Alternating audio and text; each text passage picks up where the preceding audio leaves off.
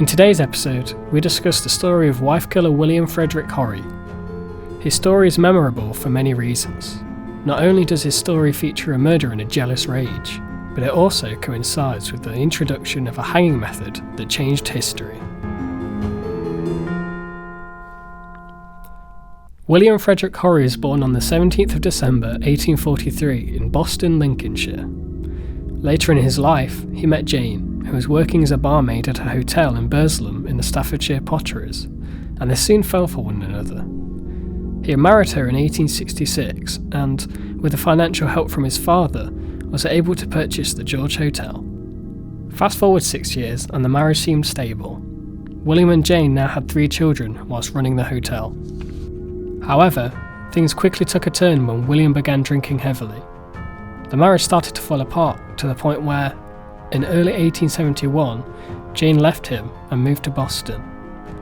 Tensions rose even further between the two when William found out that Jane had decided to live with his father at the Red Cow Inn.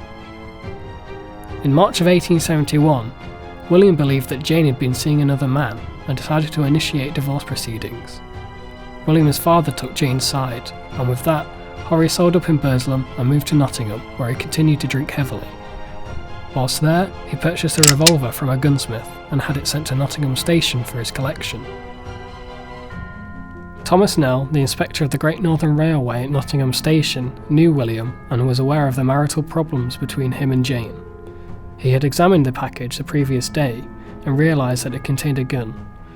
Immediately, he sent a telegraph to William's father, warning him that his son was now armed.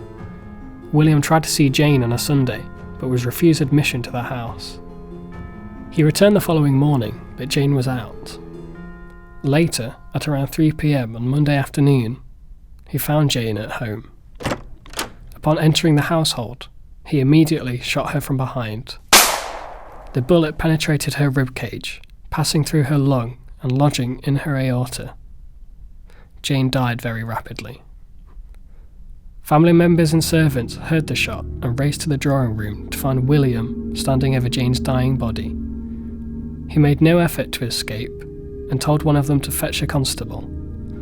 He handed the gun to his brother, Thomas, telling him, "You have no notion, Tom, how I loved that woman, but I could not stand the jealousy." He was arrested at the house by Sergeant Glover and admitted the shooting, telling the sergeant, "I did it, and am only sorry that I have not shot Dr. Oldham, Mr. Tomkinson and Mr. Pearson, who have had connection with my wife."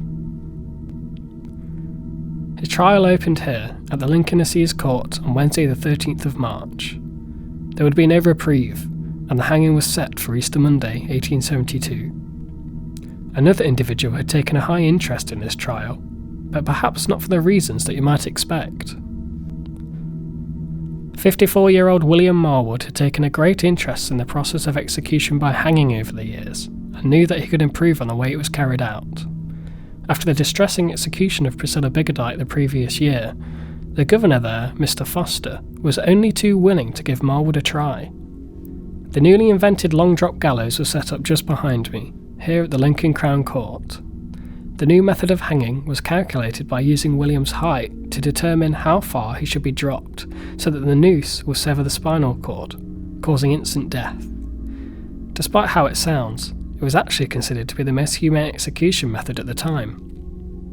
Just like Priscilla Biggerdike, the hanging was set for 9 a.m. Marwood restrained William's hands, and he was led out to the gallows by 2 warders. At the foot of the gallows, Reverend Richter read the burial service. William thanked him before climbing the steps up to the platform where his legs were strapped. Here, he said, "Goodbye, Mr. Foster. God bless you. God forgive my poor dear father. God bless my poor children." Marwood hooded him and adjusted the noose. "Lord have mercy on my soul," were William's final words.